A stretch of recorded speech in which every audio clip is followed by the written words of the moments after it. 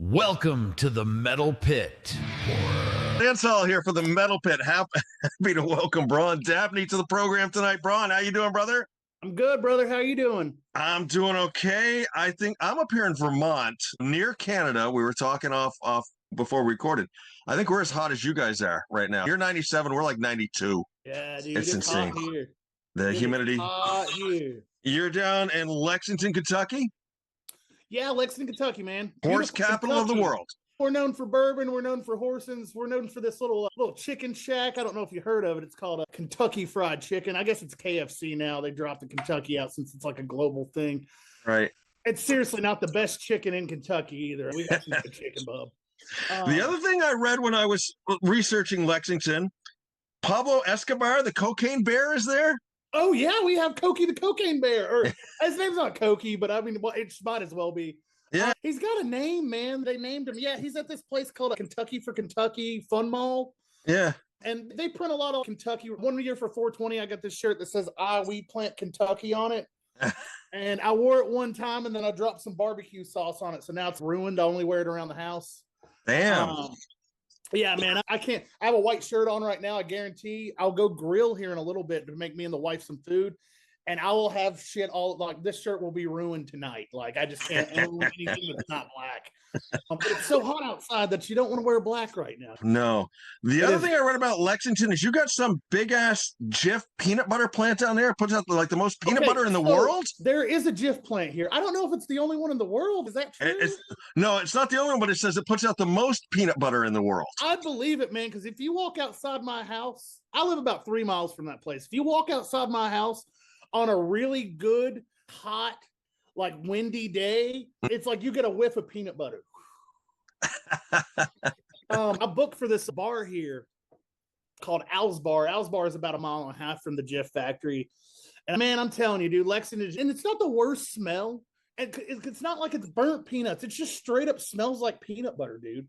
Like it's insane. Yeah, man, that's cool. You look that up, man. A lot of people don't dig into where we're from and stuff like that. So I try to dig in a little bit just to get the cultural stuff here a little bit. Yeah, big horse racers. Yeah. Chicken, bourbon.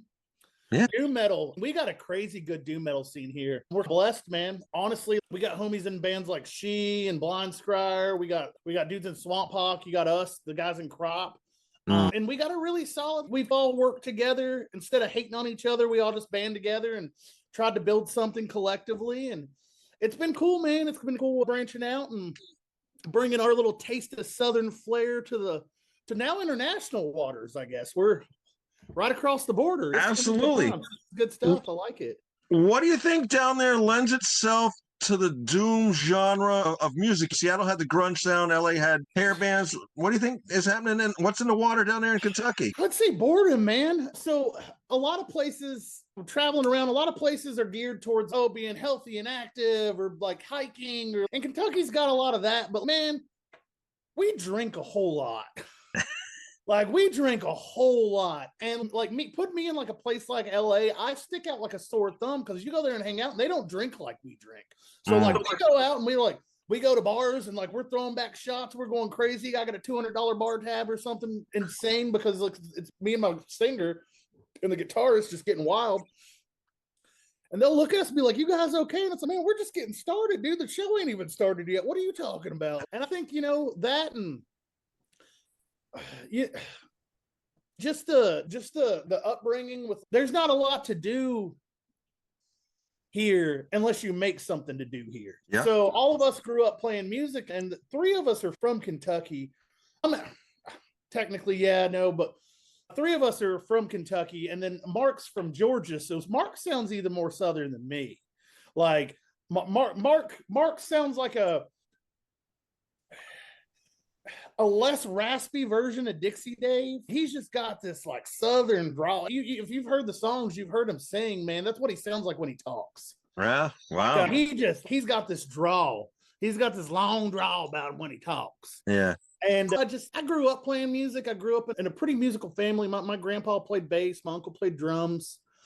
And me being brought up around them, the first thing I naturally want to do is play bass. I want to play bass. Grandpa plays bass. I want to play bass.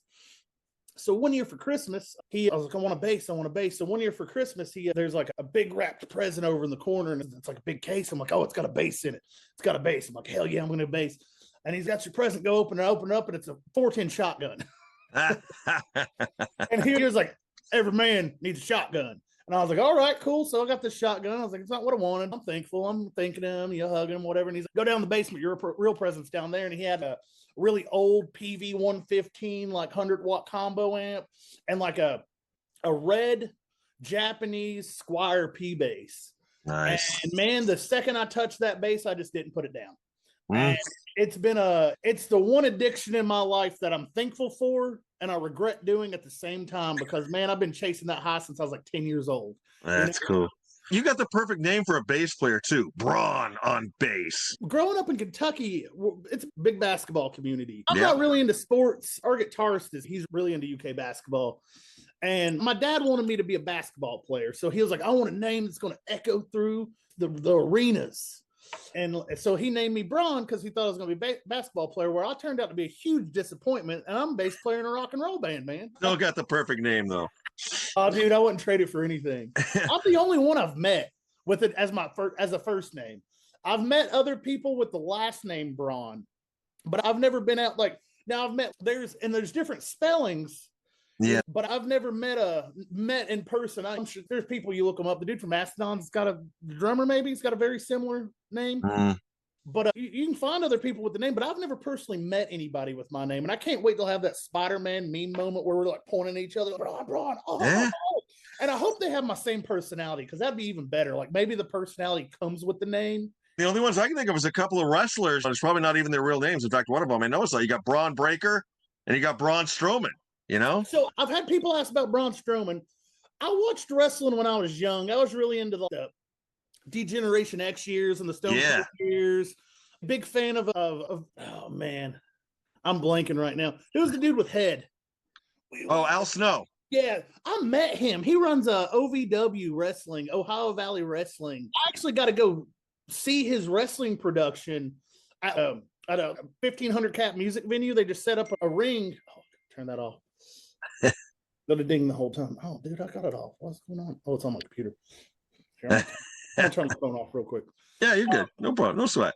But I've got people texting me, man. They don't need to be texting me right now. Damn. So actually, I went and saw his wrestling production, and at the time I worked at the music venue, so I went up and I was like, like a cool little on the stage spot watching the matches. And he walks back, and I walk up, and I'm like, holy crap, that's the dude. That's the dude. And I was like, can I get a picture? And he just smiles real big, because he's an older guy now. He just smiles real big. Yeah, man, get on in here, dude. And he just hugs me, and we hug, and we take a picture and talk for a second. But I grew up in that era of wrestling. And I got a few buddies. My buddies in Weed Demon. I got their shirt on right now. There you go. They're big wrestling fans. So sometimes we'll play a show together. We'll get all drunk. And their guitarist, he'll pull up old wrestling matches, and we'll sit and watch them and scream at them like we're crazy little kids or something. But yeah, man, I don't know, wrestling tangent. That's cool. Let's talk this album you got coming out. The band, of course, you play bass in a band called Crop. The album is called SSRI. It's coming out August 25th on Third House Communications. Now, SSRI, help me out here. Selective serotonin rev uptake inhibitor. Did I get it right? Yeah, uptake inhibitor, maybe? Reuptake inhibitor, yeah. Yeah, our first album was self-titled. We couldn't decide on a name. And our music's really, it's on the darker side of the human existence. We talk a lot about abuse and self-medication and self-reflection and kind of battling your demons and stuff like that. Now, going into this one, there was a kind of a therapeutic moment we all had with writing this album that, like, it, even though the music has that feel, it gives us a calming release, being able to put it out, being able to to create this music. And we felt SSRI was very suiting to that, because that's what the medicine does. Granted, all of us are on a different medication for some reason or another, but we when we went into this, we were like, that's going to be and we came up with it on the kind of halfway through writing it. We came up with the idea because we're looking at we didn't want to name it like after a certain drug. We didn't want to name it after anything like that. And we're like what? That's where the vibe hit. And we're like, okay, how can we break this down? And that's really where SSRI came from. We didn't know if people would catch that it was that, or if they would think it meant something else, or like how that would pan out at all. But we'll find out. The album comes out August 22nd, so we'll see how it hits with everybody. Other than jumped out at me was the artwork. Josh Flowers did that. Somebody you worked with, a friend of the band or anything like that? He did this one too. Okay. This is the first album. First album, yeah. And he did this one. There's still a couple of these. If you send me your address, I'll send you one. Okay. Tell me your t-shirt size too. I'll hook you up after this is over. I will do that. But yeah, man, Josh Flowers, he plays guitar in a band called Swamp Hawk. If you've not checked out Swamp Hawk, man, I'm telling you, they were some of the best, heaviest. Dude, like, they're somewhere between Primitive Man and Torch, but they got their own spin on everything. And their riffs are good. They got these really slow, trudgy parts. They've got this like ambient side, man. And they'll get it really quiet and really calm. And then they'll hit you with a riff that just fucking powers right through your heart, man. And Josh does the same thing with his artwork. We give Josh full creative control we'll give him the album or give him demos, let him listen to it, and he'll get a vibe. And then he'll talk to us a little bit, and then he just runs with it. And he came back with that artwork, and I was like, man, it's perfect. Yeah. I think originally the nose might have been bleeding in one of the first takes, and it got dropped out at the end, and we just stuck to the red with the eye. But yeah, man, he's got this cool perspective. He's done a lot of artwork he's done some shirts for Spotlights.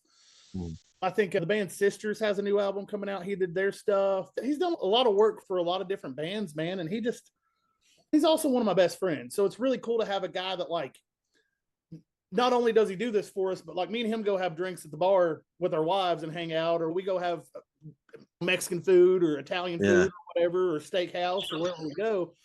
So it's cool having a guy like that. We consider him our fifth Beatle. There you go. He's not in the band, but if he ever wanted to be in the band, he'd be in the band. You know what I'm saying? Because he's an amazing guitar. Dude shreds on guitar. Cool. Shreds on guitar. and so we all of us like him. We like what he does, and we just don't see her. And we like t-shirts and stuff. We work with a few other people, but I'd say he's done the majority of our artwork as far as like like I said, the majority of stuff we've done. He's been the artist behind it. That's why we call him the fifth Beatles. He's the image guy with us. Yeah, engineered, mixed, and mastered. He did it all for you, Jason Graves. Oh man, Jason Groves is a bad Groves, mofo, dude. So Jason Groves works at this little place called Sneak Attack in Lexington, Kentucky, and he's a hidden gem, man. And we're really lucky to have him. He was the bass player for a band called Super Fuzz. Okay. And they were a band I really looked up to. And when I was younger, they had this guitarist named Dave Engstrom. Dave Engstrom went on to be in a band called Hermano. He plays in a band called Luna Soul now. Jason Groves is remastering the new Hermano stuff coming out on Ripple, and he did the Luna Soul album. He's got his hands in a lot of stuff, man, but he's one of those guys with us that he did our first album too. And he's so down to earth and he's so easy to work with, but he's also the kind of guy that, like, he's got an idea, you probably should listen to it deal. And man, him being a bass player, I like it on my end of everything, because I always have the running joke I'm the worst member of the band or whatever. And he on this album, he really pushed me to do stuff that I wouldn't normally do. And man, I love and respect the guy. And he knocked it out the park with it. Like, the production's phenomenal, in my opinion. So somebody might listen to it and they hate it. And you know what? If you hate it, you come and you talk to me and you tell me how much you hate my music. And I'm cool with that. And you tell me exactly why you hate it. And I'm not going to be mad. I won't be shocked. I won't be appalled or anything. I'll probably hug you and we'll wind up being friends, and I'll buy you a shot at the bar. It's cool. Unless you don't drink, I'll get you a liquid death. That's cool too. But yeah, man, Jason once you find people that you like working with, it's really hard to not want to go back and see how much we can push it with each other and keep building on the thing. And he was the guy that really helped us with the first album, because doing that first album, we didn't really know what we were going to sound like, because we never recorded anything. So when we went in, we were just like, man, we got these songs. And he heard us play them. And he's, oh, we got to do this and this. And I'm like, I was afraid. He's, oh man, you're going to have to play this little bitty combo. And he's like, oh man, I want you doing, I'm going to get you running like 2 Ampeg towers with 2 SVTs. And we're going to run this pedal on this and run this on this. And then man, he just lets us do whatever we want, like just to create a giant wall of sound. And it comes out that way, especially on this new record. The rhythms and the tones on this album are they're dark, they're heavy. At times it's almost too heavy. Not too heavy, but it hits you. I don't know, man. I enjoy it. I enjoy it a lot. Cool. Let's talk about the boys of the band. What I want you to do is I'll mention a name and you give me one line to describe them. The first thought that pops into your head. You got Mark Phillips on vocals. Mark is a hound dog. He's a caterwauling motherfucker. All right. He writes all the lyrics, and anything he says, he's lived it. It's not a story he's telling. It's his life that he's putting out for everybody. Yeah, that's Mark. All right. Zach Hunter on guitar. Zach will drink you under the table any given day. Zach is a insanely good guitarist. Zach is a great human being. I consider Zach a brother. I was the best man in his wedding. Nice. And Zach's just all around. He's a good guy. Help me with his last name. Is it Andrew? Is it Beauvoir? Bouvier. I don't know. It might be Beauvoir. I don't know, dude. Like Andrew on drums. I'm from Kentucky, and I enunciate syllables very poorly. Yeah. So we'll say Bouvier.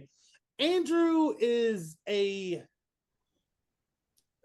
a beast behind the drums, dude. And his sense of timing is like, it's so dead on. I've been playing with Andrew for about 15 years and different bands, different projects. I don't foresee a band I could play in and Andrew not be the drummer. And I've been friends with Andrew for 15 years. I was in Andrew's wedding also. And Andrew, man, he's Andrew, dude. You have to meet him. Like, he's Andrew. He talks in scats bops, and he only speaks in drum languages. If he ever did an interview, he would want to talk to you about how he tunes and how he does this and this kind of drums and how they're better than this. And all it would be about is drums. He lives, breathes, and speaks drums. That's it, dude. And then, of course, we got Braun Dabney on bass. He's a slick talking son of a bitch. There you go. Don't get no better than that. You got 6 tracks on this. You open and close with instrumentals, which I thought was really cool. It's 7 tracks, isn't it? 3, 4. Did I miss one? Unless I missed one. Hold on. Oh, I turned my phone off. I got Flatline, Formaldehyde, Goddamn, 1056, Alone, and Breathe. Did I miss one? Break. There's a song after Breathe called Break. I missed that one. Holy shit. That's all right. I must have missed it in the download. Breathe is the intro track to Break. Damn, I must have missed it in the download. Shit. Okay. So if you don't have it, hit me up. I'll send it to you. Okay. I'll drop that one song in your Dropbox so you can hear it. Okay. But is there any one of... Go ahead. I'm sorry. I stepped on your words. Go ahead. No, you go, baby. Don't worry about me. I was gonna say, is there any one song you're especially proud of out of these, or they're all like your kids, you can't pick a favorite? I go back and forth. I really like Formaldehyde. I like Formaldehyde a whole lot. It scratches that grunge itch I have. Mm-hmm. And then Alone's real cool because I like the bass stuff I did on it. And that's the single we released. If I had to pick a favorite, it'd probably be Break. It's the one you've not heard yet. Damn. That one, we do some stuff we've never done before. And it's got a cool, like back in the day, like metal bands would do this like sample of a movie track or something right before it down. So we decided that like, we didn't want to do a movie track. So we found this clip of this old lady on TikTok. Because that's all the kids are on TikTok. I don't even know how to TikTok, man. But like, we found this clip of this lady on TikTok, and she says something to the tune of, sometimes I just want to die, but I don't know how. And we have that timed into the big dramatic ending of the song, and it's pretty cool. Man, but I also like Flatline. Flatline's got a cool story behind it. So that pulsating beat that it ends with before the flatline. Yeah. That is Mark's, his old manager in a band he was in for a long time. And the guy that helped mold Mark and taught him a lot, mentor, if you will. So his name was Ron Manley, and he passed away. And that's actually his dying heartbeat. Wow. So his wife hit us up after he passed and sent us that file and asked us if we would use it as a tribute to him. And of course we couldn't say no. And we all talked about it, and we're like, man, honestly, it's got a good tone to set the album, because the vibe of the album is very self-deprecating and suicidal. Yeah. And Mark, it meant a lot to Mark, and if it means a lot to one of the members, it's something as brothers, we decided that's what we need to do. Yeah. We put it in there, and Jason helped us work on the instrumental stuff around it. And then if you line up that flat line to the front, to the start of Formaldehyde, we matched the tone to the flat line. We sit and tweaked my bass tone to make sure the feedback was the same tone going in. So on the album, they should go, when Flatline ends with the flat line, it should bleed right into Formaldehyde. Wow. And there not be a break between those. You say Mark wrote all the lyrics? Mark wrote all those lyrics. Me and Mark work together on a lot of stuff. Sometimes he'll get stuck and I'll have an idea, because I've been in a lot of bands and I've been a lyricist and stuff.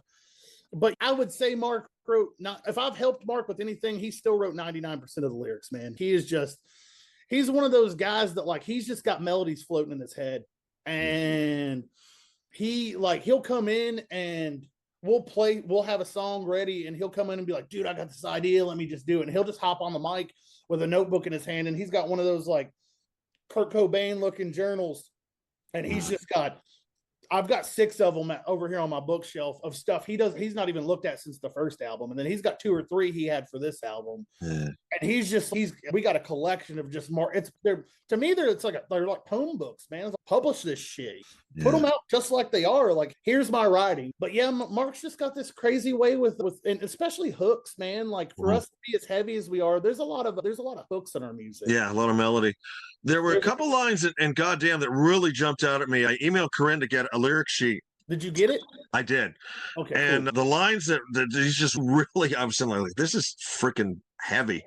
Give me something to lose, not something to hold on to. Give me something to choose, not just something to be. That's freaking heavy shit. Yeah, man. That's Mark, dude. He is. Yeah. Mark's honest, man. Mark's one of the most honest people I've ever met. Yeah. And I can't specifically speak for that line. That's the beginning of the song, isn't it? I believe it is, yeah. But I was just like, holy shit. Yeah, the way he words stuff, and we felt it with the first album, because like we would go play places that we hadn't been and people were singing along to our songs, and it's just like, we're not a huge band. There's no underground metal band that's a huge band. So we're just 4 dudes in a band, but like when you show up to a place you've never played and you got 10, 15 people singing your songs, like, that's insane. That's something that, like, I've never felt. And it makes you, like, that energy gives you so much more energy to give back to them live. They're showing their passion, so you want to show yours. Yeah. If you give me 100%, I'm going to give you 200% back. Right. It's like lighting some black hats. Once one goes off, they all keep going off. And it's just like that. We go play, and then even when we play our hometown, I booked this thing called Legalize. And it's at the bar I book at, and it's a 2-day festival. We'll have about 16 bands over 2 days. We run 2 stages back and forth. And like last year, we had Horse Burner and Lopan, and we had Temple the Fuzzwitch and Astronaut, and the Howling Giant played it 1 year. And then I always get a bunch of regional bands. We had Friendship Commanders play last year, and I always I try to just pick a couple of bands that it's basically just bands I like. Yeah. Some of them are a little bigger, some of them are smaller, but they're all on the same level of like awesomeness. And I try, but every year we play that festival, like, dude, like just all the bands, the crowd goes nuts. Yeah. Like the first year we had people crowd surfing to our music. Like, I've never seen somebody crowd surf at a Doom show. Yeah. And it was like insane energy, man. And we definitely give it back. If it's given, we give it back. And honestly, dude, there can be 3 people in the room, and if they're into it, man, we're into it. Very cool. You know? Been chatting with Braun Dabney, bassist for Lexington, Kentucky's band Crop. A new album, SSRI, coming out August 25th. Release party. You want to be at 601 North Limestone at Al's Bar in Lexington, September 5th for that as well. I got about 8 minutes left on my timer here. I got to get in my silly questions. Let's go. Stream of consciousness here. Household chores. Would you rather do the dishes or the laundry? Dishes. Favorite toy growing up as a child? I had a Spider-Man that his hands, like his wrists move, all of his joints moved. Okay. And I still have him. He's sitting around in my house. He's hanging off these lights over here. Nice. I still have him. He still hangs out with me. Yeah, they're definitely the Spider-Man. How do you like your eggs cooked? Over medium. Okay. What is a day off from music like for you, where you're not going to do something involving music? I'm always doing something involving music. If I'm not playing music, I'm booking for the bar. I'm booking for Legalize. I am networking. I'm ordering merch. I am accounting. I am doing something. If I take a day off and I'm not doing anything, and we're saying it's the summer, Yep. and my wife's, put your fucking phone down. I'm by a pool or I'm by a body of water. I've got my shirt off. I'm soaking up the sun and I'm not doing a damn thing. There you go. First car you bought with your own money?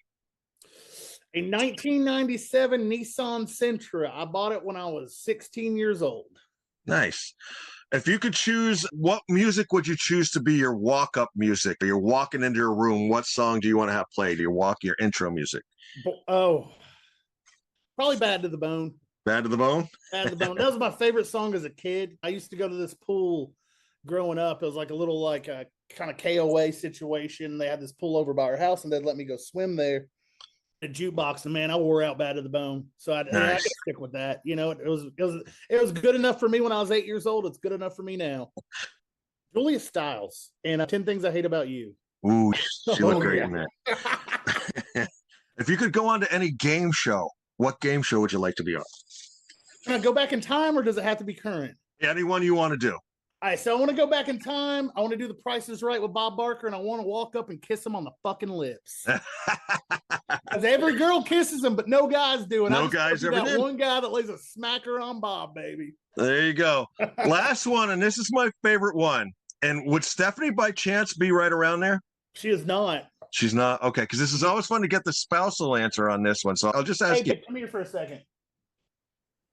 Here, she's right here. I got it. She's right there? Yeah. Okay. Hop on here with me for a second. This is always fun to get the spouse answer on this, okay?